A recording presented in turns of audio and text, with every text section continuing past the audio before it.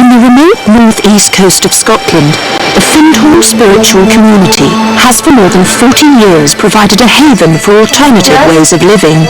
Love the person in front. Just love them a little bit.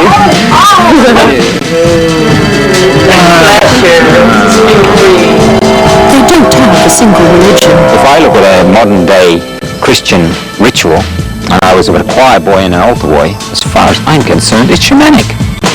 Their founder isn't sure why anyone came in the first place. If I thought it was going to grow as big as it is now, I probably would have run away from it all. Expanding our consciousness. And their very future is in question. If people are even thinking for a second that we might fall apart when she dies, then she's not been a very good teacher. But it's not all peace and love. Sometimes I just want to say, off, you know? Just like, And they're as down to earth as you or I. Any family is dysfunctional at one level, and we are a family. So at one level there are dysfunctionalities like everywhere else.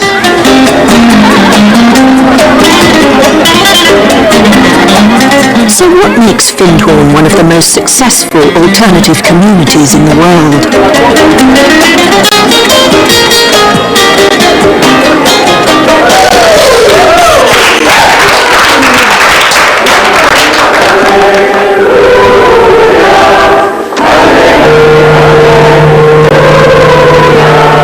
More than 14,000 people a year from around the world come to FINDHORN, attracted by its way of life and the teachings of Eileen Caddy. Come in, watch the steps there. 86-year-old Eileen is one of the three original founders of the community. I embody the energy of love, light, wisdom, compassion.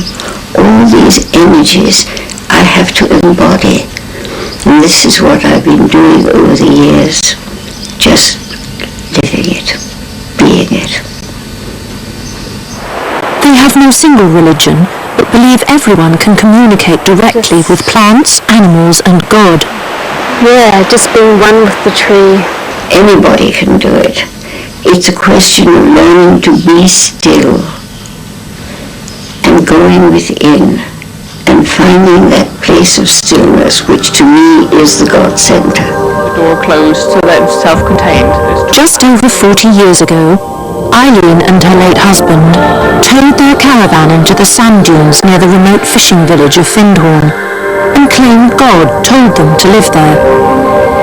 In the 60s, hippies and eccentrics came from all over the world, and with guidance from God through Eileen, they built a community. I was told in guidance that thousands upon thousands of people would come here, and I thought, why in the world would they want to come to this dump of a place? But that's exactly what's happened. The 14,000 visitors every year provide 90% of the community's income. They pay for a week-long initiation to a 6-month stay. But they're also put to work, cleaning, gardening, or preparing communal meals.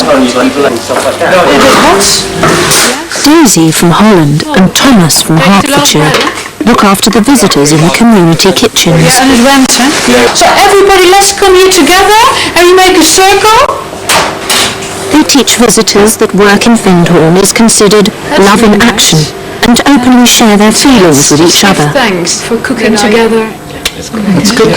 Thank you. So be aware of your hands, wash your hands. Let's be aware of the pot wash, that we don't create a mountain. And the aprons, there are a few aprons there and there are a few aprons here. We want to be 100% organic, but we're not on the moment.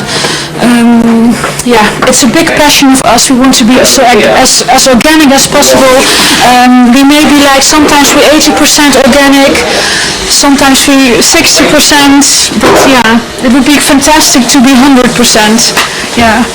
Maybe just like all permanent staff members, Daisy and Thomas get £200 a month and free board and lodgings. You know, we do that for the Italian. Thomas gave up a career as a dentist 10 years ago to live in the community. But he doesn't see himself as a hippie.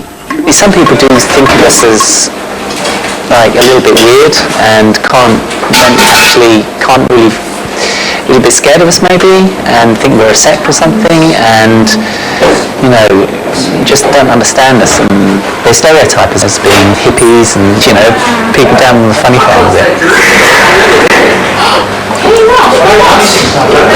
Is everybody okay? I just need to know how That is tea break time. Oh, is it? Oh, it's... I was a little bit distracted. Dear people, it's tea break time.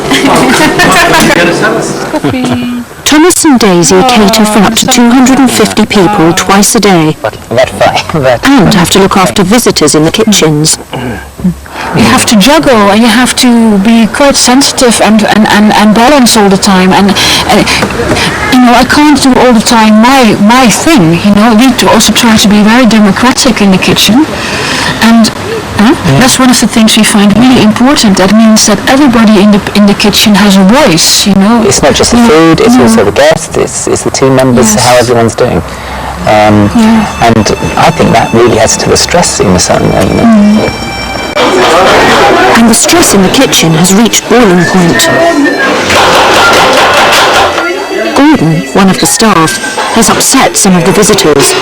He's lost his temper and stabbed a chopping board.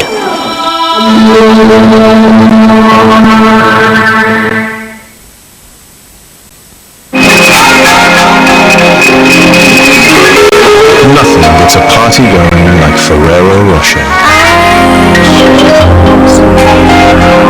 Unique taste is simply bliss.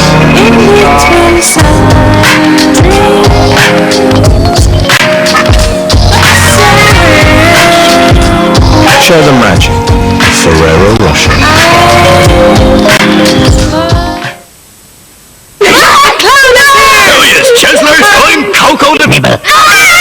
Don't take chances when the nibbles are around.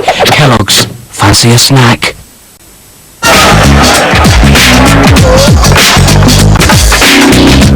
Nivea Hand Age-Defying Q10 Plus gives you hands to feel proud of by helping to reduce the early signs of aging. So the next time you're getting ready to face the world, don't forget to care for your hands. Age-Defying Q10 Plus from Nivea Hand. 1, 2, 3, 4. There's nothing accidental about good composing. Howard Goodall's 20th Century Greats starts with Lennon and McCartney, Saturday at 7 on 4.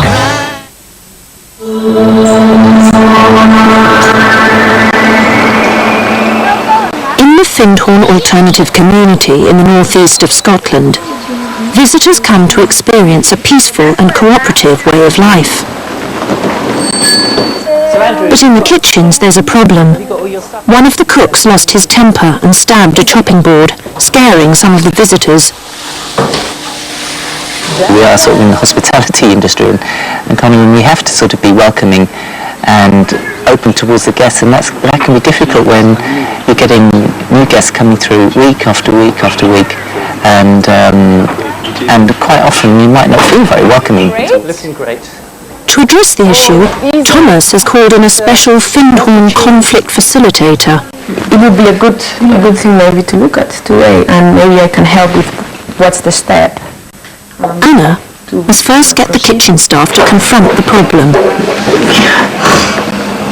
There was an incident where some guests were a little bit upset, and it was around like how anger is expressed. We all have different styles of being and different styles of communicating. So that's one of the basic things that we work a lot in supervision, is helping people to really feel like they have a voice in the team and that they can really express what they need to express. And it's been extremely helpful to prevent difficult situations to getting really bad. But Gordon, the angry cook, may not be sacked or even reprimanded. Instead, they start with some meditation and a group massage. Turn here. Just love the person in front. Just love them a little bit. Pleasure. Just feel free. And once they're nicely relaxed, Gordon has some explaining to do. I got really angry, and I shouted, you or something. And then I just stood there watching, I felt the anger rising in me. I took out the knife and I stabbed the chopping board. It's like, Good for you, Gordon, that you express yourself, and I know you, and I know that you take care of yourself and your environment, so I feel, and I know that you sometimes just have to scream or just have to do, and then you're kind of better.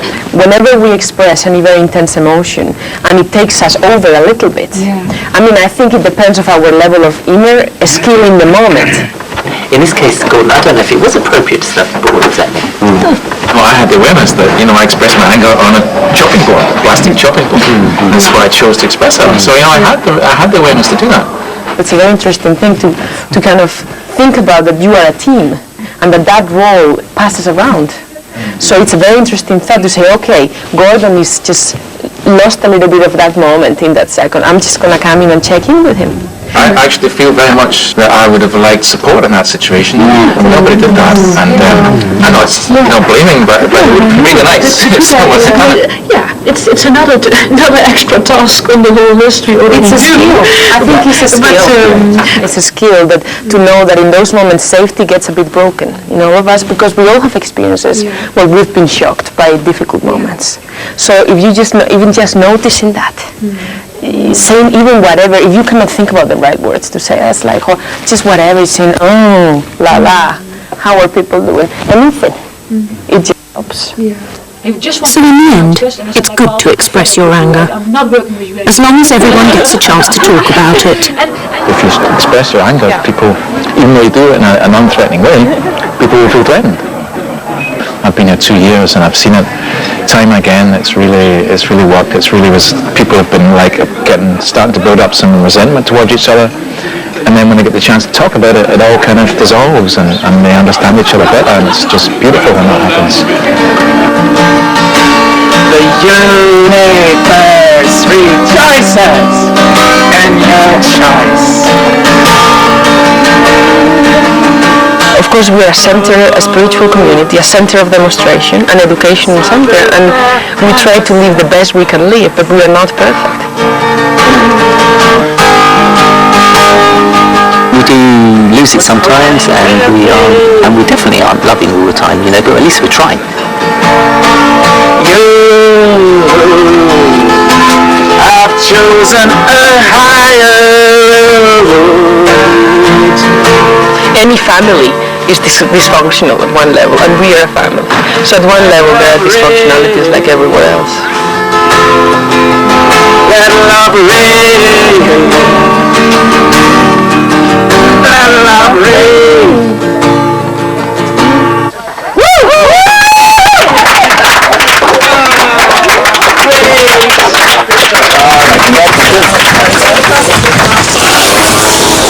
Deborah and her husband, Carl J. Lewin, brought their family to the community 10 years ago. They built an experimental eco-house out of bales of straw and decided to raise their family the FINDHORN way. But they too are getting stressed with visitors to the community. Well, I don't know if I know who any of those people heading this way are. In the summer, when there's tours like 4 or 5 times a week, sometimes it's really intense living here. I have very little privacy, and it drives me up the wall. As we had the house built, it was a bit of a tip. It still looked a bit like a building site. And apparently some of the guests started complaining that it didn't live up to their ideas and expectations of the FINDHORN garden. What? I'm living slap bang in one of the most unusual houses in the centre of the park in community. So obviously solitude is not so high up on my list. If it was, I'd be living somewhere else. I'd be living out in a field in a little 3-bedroom stone cottage, which I do fantasise about sometimes. This weekend, Deborah's mother and sister are coming to celebrate the Jewish Sabbath. Deborah's Jewish faith, like all religions, is welcomed in FINDHORN. Is that someone crying? No? Just happiness? Her mother Susan and sister Julia have been coming to terms with Deborah's alternative way of life. first morning I was here, my dad called me on my cell phone and he said, "So, how is it?" And I said, "Well, they're a little hairy and a little dirty, but overall, they're still nice people." This is my room. Oh, goodness me, Ken has already been... Julia's become a .com company director in California. I have no idea what to expect. And I'm just very self-conscious about the way I dress versus the way people here dress. Do I wear makeup in the morning? People don't wear makeup here, and I shave under my arms, and other women don't shave here. They've all got hairy legs and hairy underarms, and how's that going to be? And just sort of wondering about all these differences. We bought the biggest salmon today that I've ever actually seen in Fishman. Mother Susan was worried Deborah would give up her Jewish faith. And I think I did worry that maybe it would, well, she would just lose it. And for a while it looked as if that was actually what was happening. But in recent years, I think probably since she's had the children, it seems to have come back into more of a focus for her, to create a sense of Jewish family life within this wider community. I have a mixed feeling about how much I want to observe my Judaism. So it's very much in me and something that I love and I carry with me, but in terms of how much I want to observe it and which aspects of it I want to observe, changes.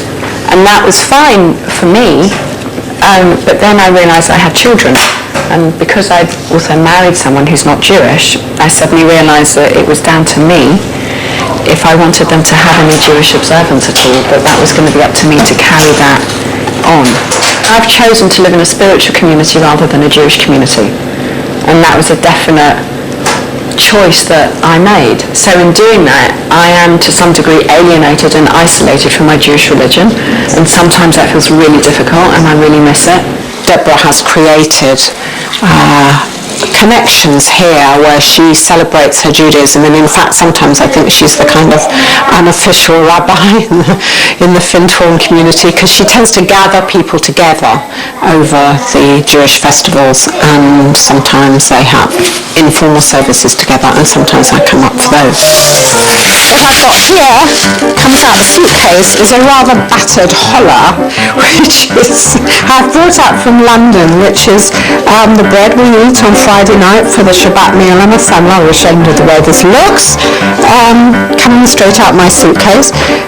So that's for our Shabbat dinner on Friday night, together with some bagels. I love setting the table and getting out my grandmother's cutlery and putting a white tablecloth out. Like, that's all part of what I love about when I do celebrate Shabbat. Actually.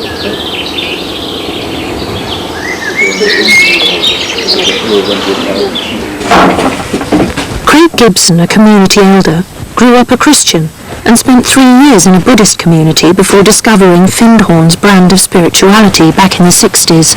It was just far out. It was weird in the sense that these were what I would call normal middle-aged people, but the whole conversations were around devas and fairies, nature spirits, cooperation with nature, the Western mystery school tradition, flying saucers, etc., etc. It was totally outlandish, and very, very friendly and loving. It was a great space to be in. Like many who came here, Craig has rejected the fundamental beliefs of traditional religions.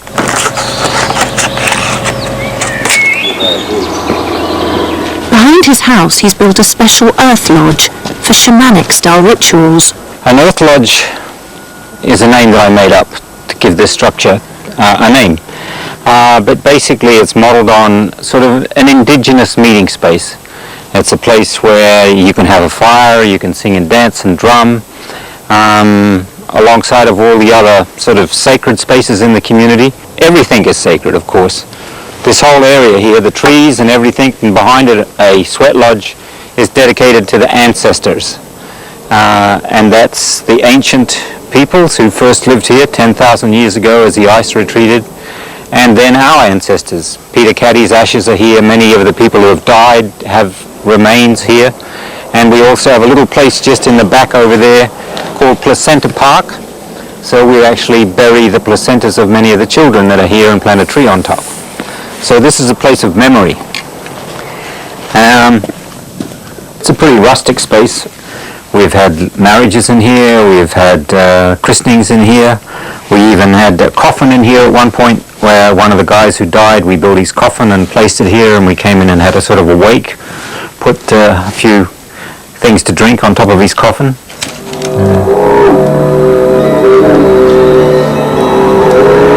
For Craig, all religions are the same. If I look at a modern day Christian ritual, and I was a choir boy and an altar boy, as far as I'm concerned, it's shamanic. You're taking the blood of Christ and the body of Christ, which were originally the body of the earth and the blood of the earth.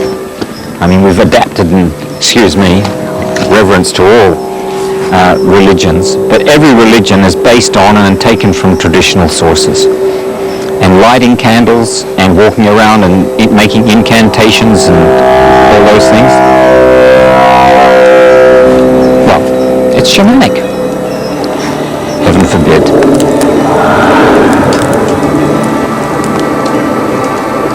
Lord of all creation, you have made us the masters of your world, to tend it, to serve it, and to enjoy it. Deborah and Carl have found a mix of spirituality and traditional religion that suits them. And the imagined burdens of our task. At Findhorn here, everyone's pretty open. I mean, you can come out with all kind of wacky, weird and wonderful stories and experiences, and the way that you relate to life and people and spirituality, and people will pretty much accept you. Whenever I go to the essence of any one thing, whether it's a shamanic ritual or whether it's a traditional religion, you get down to it. And at the core of it is this will to good. There is this sense that there is a unifying field of well-being, of nurturing.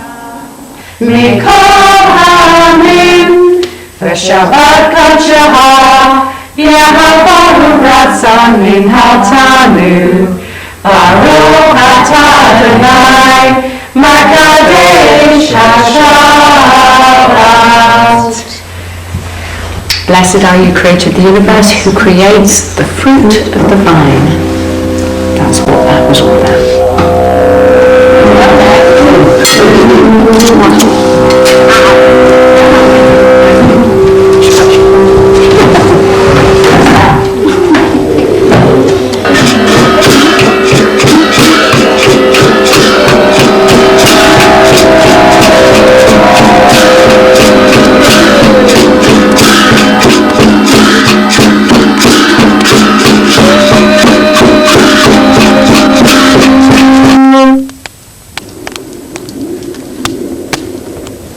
My name is Craig and I have spoken.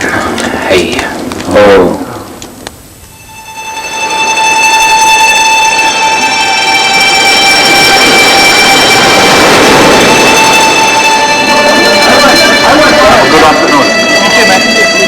The Findhorn community are facing a crisis. Mari Hollander, boss of the Findhorn Foundation, has heard that aging founder Eileen Caddy is seriously ill. After the excruciating pain which left her almost immobilized, the pain has diminished, but her strength was completely gone. So it took every kind of assistance that you can imagine. You know, basically has osteoporosis in the spine, and her vertebrae will shift around, and it's, you know how it is when you're stiff and achy. So we're still looking for a way to manage what she's got.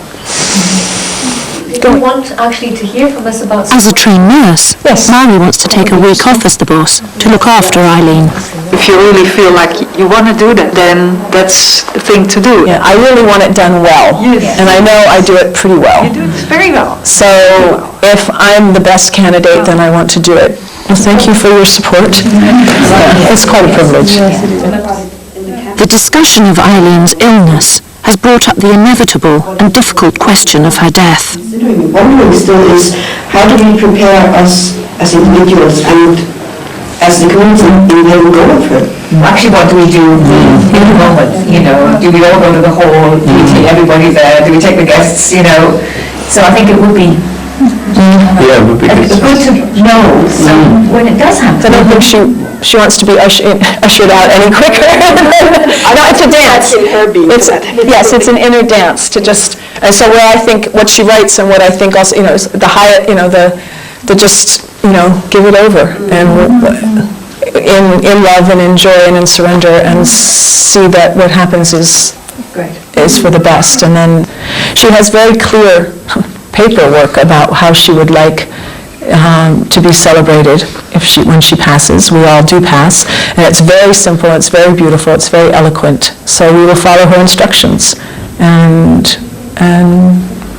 you know, no doubt people will, we will grieve, but it's more about us than about her. So about her, she would like to be celebrated, and she would like to see it as a joyous next adventure, and I would like us to be in a position to fulfill her wishes.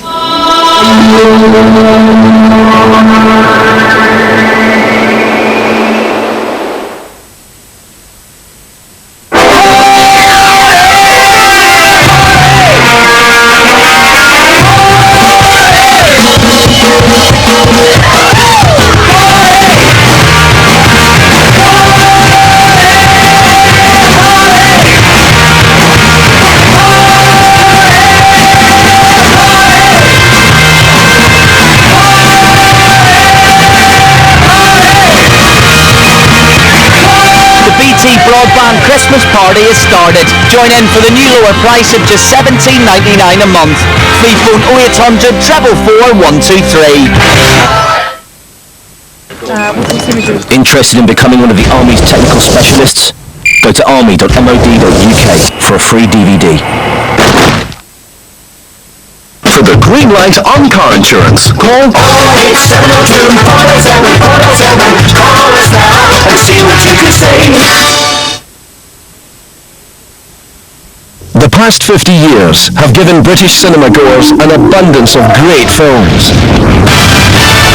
Now, for the very first time, we unveil the 100 most successful films shown in UK cinemas. What would be your ultimate film? Start Saturday at 9 on 4.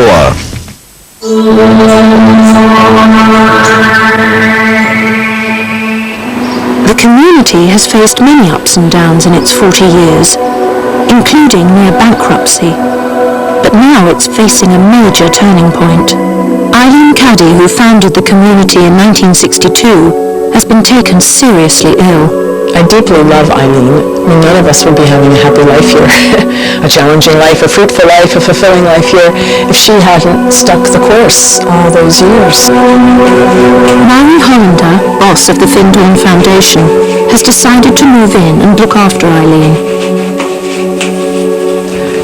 She worked really hard, really long,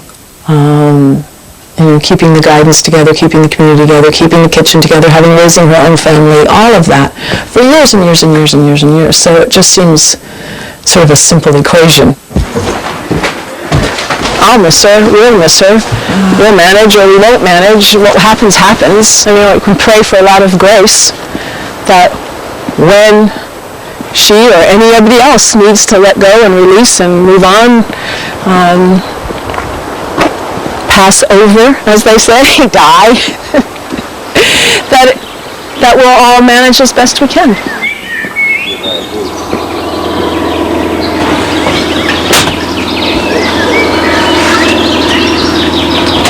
Some folks travel fancy, some folks travel plain, some folks travel on horseback, and others take the train. But here we go.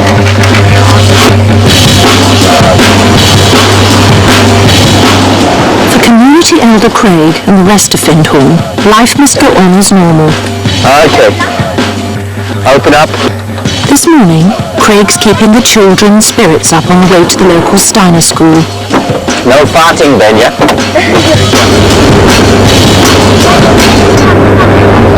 When I was little, I wanted to grow up to be the bus driver because the bus driver was my hero. And that was what what I was going to be. Now independently run, the Steiner School was set up by the community in the 80s. Its education has a holistic approach and includes spiritual development. I would have loved to have gone to a Steiner school. Oh, I was classified as being uneducatable. I was a slow learner, and I was put in special grades because they didn't know what was wrong with me. But now I've been diagnosed as being a dyslexic, but it's a bit late. Craig sees Findhorn community life as a traditional education in itself. It takes a village to educate a child. That type of social bonding and the relationship to the land and the human scale, and the children being treated as individuals and participating in all of the different aspects of life, it helps them basically, eventually, to be more socially responsible. I am going to have to truck if I'm going to make my morning meditation. Here we go. For the adults in the community, 8:35 every morning is meditation time in the sanctuary.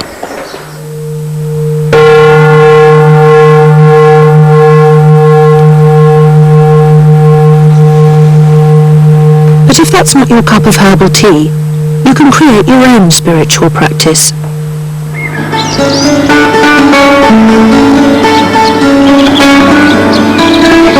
In her caravan in the woods, Daisy, the community chef, likes to dance and chant life-affirming messages. All I need is a sort of me. I work a lot with my breath, so it's like, I choose love, so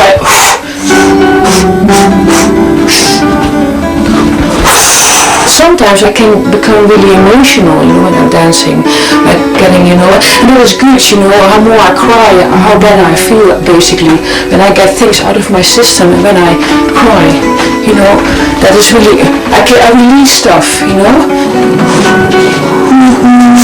joy. One of the first affirmations I worked with is like, all I need is inside of me, and that was basically making me lesser needy, or lesser lonely, or, and much more depending on myself. I release my anger, or I release my pain. But my affirmations help me. They give me really good energy. They often really lift me up. They also can make me emotional, and really to be aware of stuff, of painful stuff, for instance, what is going on for me in the moment. But it helps me to, it just helps me, and it helps me to feel happier, basically. I think that is a really important one. It's being in the now. And I actually just focused on now, and everything is fine. Come, I'll show you others. Being with a tree. Maybe it's like this new age kind of, a little bit of that kind of feeling, but do it. I really encourage you to do it sometimes, just to kind of to be with a tree, because it's incredibly. When you really do that, it's really really special. So. Her friend Thomas gave up transcendental meditation in his 20s. How are you? I'm okay. I will have bacon since a really long time. Now 42, he doesn't have a spiritual practice. We argue. As our common spiritual practice, do we not? We argue with awareness. But I think the main thing that's stopping me from having a regular practice at the moment, which I don't really have, is lack of discipline. Lack of self-discipline. And laziness, as Daisy would say. Okay. Huh? You in a hurry? A little bit. Oh, okay. Is it true? I can walk. What are you going to do then today? Today, Thomas is faced with a dilemma in the kitchen stores. We have had a mouse in here. We've had several mice. To live in harmony with nature sometimes requires a degree of ingenuity. I have developed a mouse trap.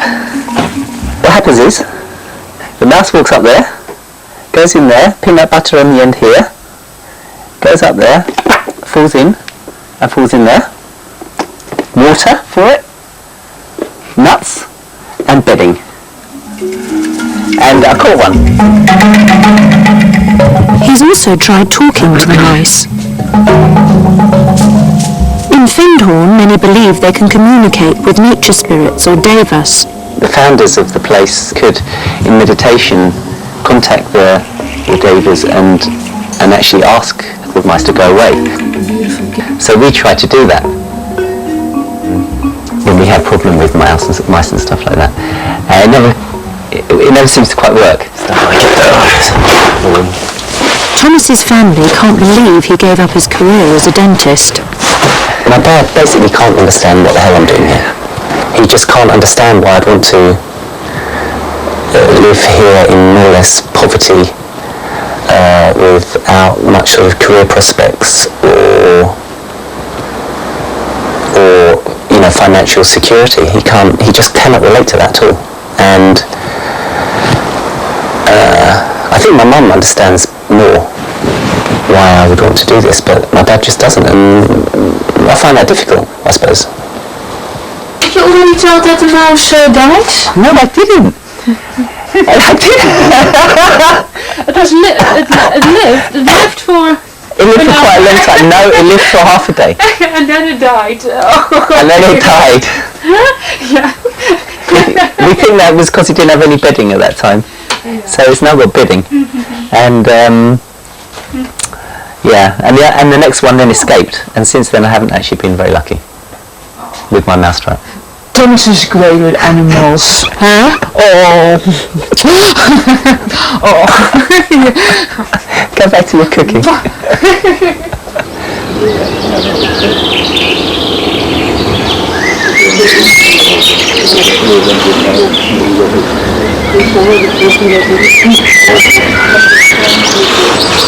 After Craig's usual morning routine, he's going to visit his ailing friend and founder of the community, Eileen Caddy. I start my day looking after my kids. They're the younger generations, the new generations. And then I move to the next place where I go and sit and be with some of the oldest members of the community, one of the founders, Eileen Caddy, who is coming close to time of departure. And just to sit with her, hold her hand, and say what a beautiful day it is outside. Community is a place where people are born in it and people die in it. And we take responsibility for bringing our children into the world and also burying our elders. And then you really do get a sense of the fullness of your own life.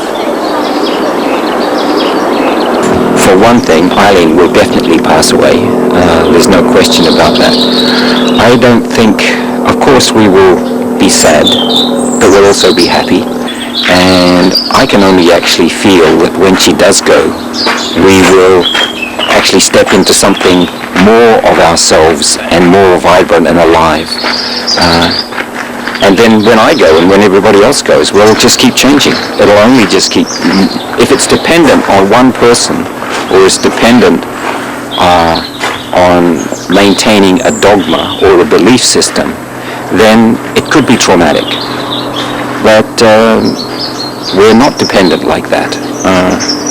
And basically I think it will be a liberation for everyone. So I can only see it being a more fulfilling, happy time than a tragic one, and that we'll lose something. Nothing is lost.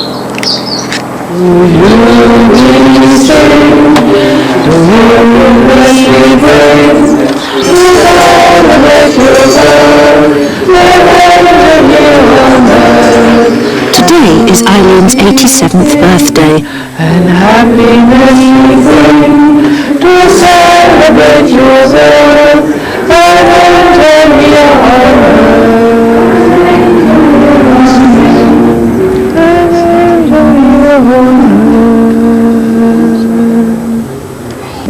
Well, I would suggest that we just have a moment of silence.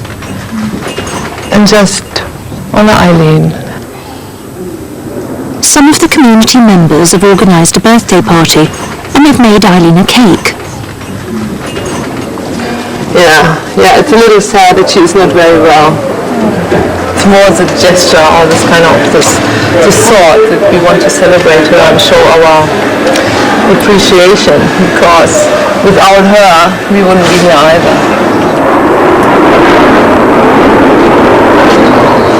So, sorry.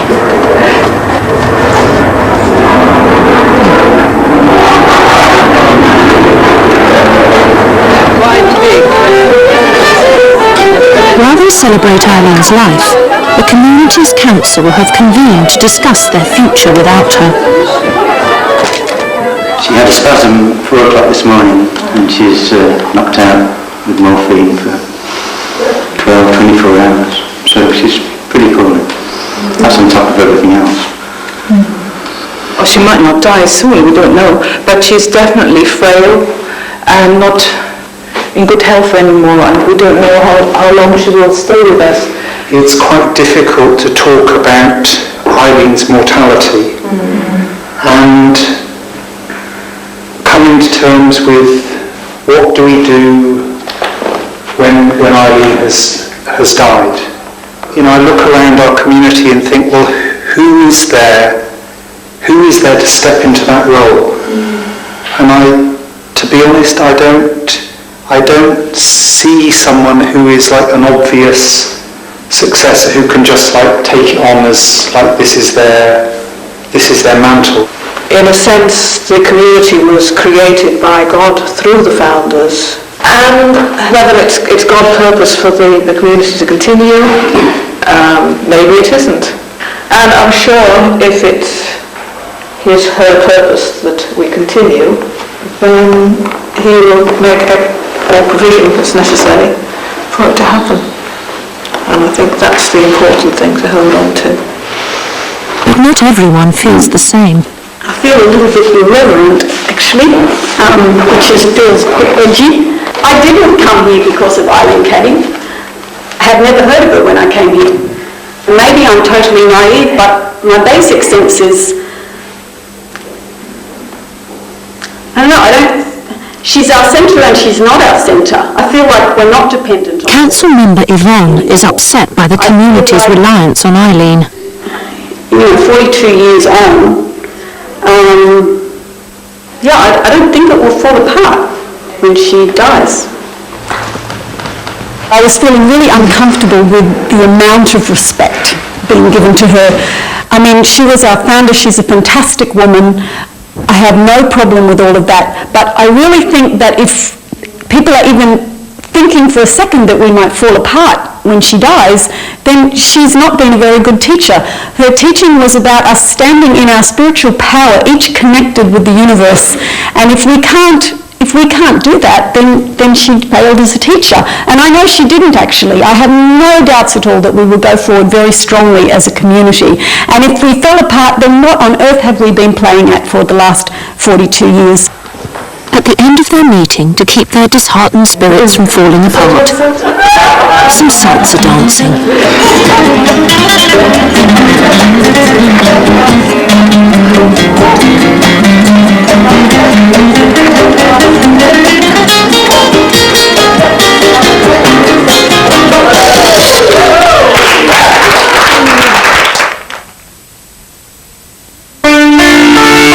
Someday, you'll be able to find the best deals with just one call. With Dell, someday is today. Buy early for Christmas, and you get this dimension desktop with an Intel Celeron processor for just £399. It comes with free double memory. Someday, everything will be as easy as Dell. You won't find Dell in the shops, so call or go online.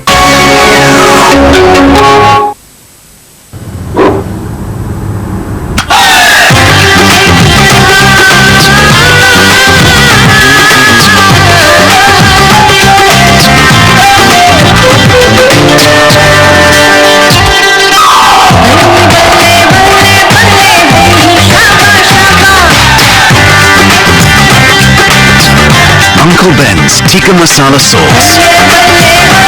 Inspiration from around the world. Come on, you know you can't have the fantasy, but you can choose some great options. Mint Madness Outrageous Orange. When the pressure's on, it's all about finding the ideal partner. Think it's about time you said that. Three British Asians search for their Mr. or Mrs. Right. There's only one criteria: they must be Asian. I've never actually dated an Asian man. You just don't get to meet them. It's not through waffle train. I Will Marry Whites, tonight at 11 on 4.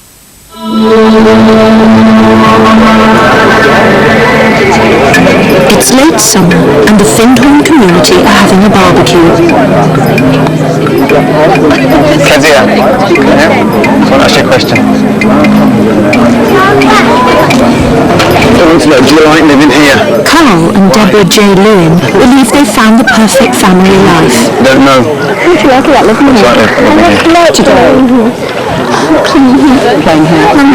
That boy is not careful, but that one here, Liz Hecton, he's Princess Helen, and the next door neighbour. That's right, and he's going to work at Stone School. The focus of the FINDHORN Foundation is an adult education centre, and so the children and families weren't so much of a priority. And now with the developing eco-village in the community, there's many more families here, there's more people who are coming here to settle and to live and to bring their children up. It's a brilliant place to bring up children.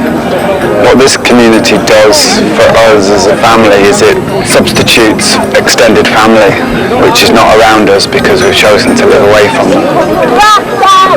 Grass fight! It's a pretty good place. I don't know about perfect. It's got its challenges. I don't think there is perfect, and I can't think of much better. I guess I can put it like that. Yeah, it's pretty good.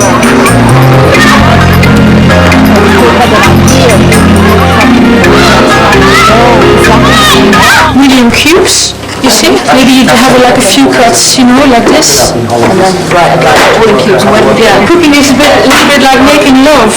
And you have the warming up and the foreplay and For Daisy, the head chef, living and working in the FINDHORN community can be a challenge.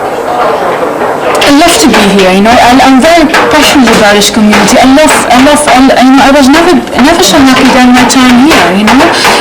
And you know, it's a magical place, and I do feel we are a light center and put little sparkles of lights into the world, you know. And I think sometimes it's hard for people who are here for a while, and they have responsibility, and they carry like a big chunk of something. I think sometimes it can be tough, or I'm also kind of just human, you know, and sometimes I just had enough of it. Sometimes I just want to say like off, you know, just like off, you know, leave me alone. It's like, so it's just bouncing. Yeah. Now, the curry is not doing too bad. Yeah, great. Thank you.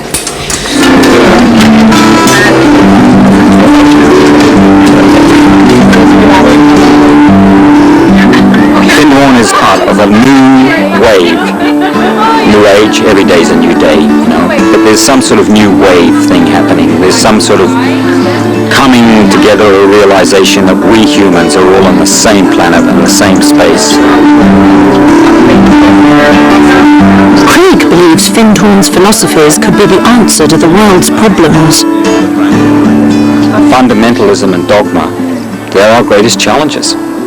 But that could be the same. You know, a fundamentalist economist is just as deadly as a fundamental Christian or a fundamental Muslim, because they refuse to allow the other in. The other being, whether it's the other communities of life or the other attitude, the other sides of the argument, you could say. So if you keep shutting all those things out, then you're going to end up in a box. And I feel for people who wish to live that way, and I don't want to change them, but I would like to create the space where we could even listen to one another. It can work. Great. Queuing up. Hello. I'm good. How about you? Yeah, wonderful. After a week of round-the-clock care by ex-nurse Mari Hollander and the community carers, their founder, Eileen, is out of danger. Don't like lunch. I was really afraid after the back spasm last week that she would just slide all the way back to the beginning. I think she picked up she had the 24 hours out, and she was just where she was, scooting across the bed, sitting up, standing straight as opposed to hunched over. So much more strength. I know it's still so weak, but it's still so much more than the week, than the weekend before, than within the week before. She's becoming more stable, but she does need 24-hour care. It's a matter of weeks or months to figure out where her strength will plateau and what kind of, where she'll be. And I wouldn't want to predict that at this point. The range is wide and the possibilities are wide.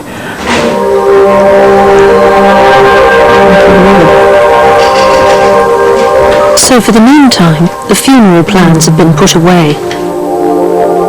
It was very beautifully crafted, and the core message was that, if I'm dying, I don't want heroics, and I want to be respected, and I want to stay home as much as is possible. And she just said,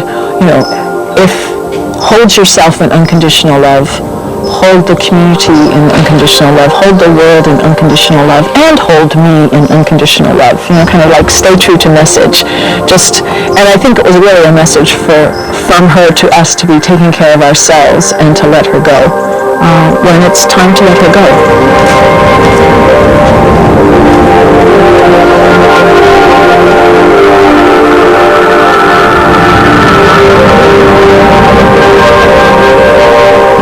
Before she fell ill, Eileen Caddy felt the community still had an important message for the whole world. They're very businesslike at the moment, and it's good. I'm glad they're businesslike, because I'm not a businesswoman. So I feel that they're doing their stuff and I'm doing my stuff quietly, learning to be still. Some of them go to the sanctuary and they have a time of stillness there. Some of them do it at home. It doesn't matter where you are.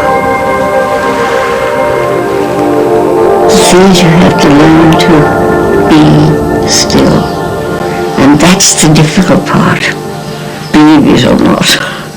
Everybody's so busy being busy that they find it very difficult to be still. You can find out more about the FINDHORN community by visiting channel4.com/believe. Next tonight, Dr. David Starkey brings the first series of his mammoth project to an end with the death of a dynasty, the medieval monarchs.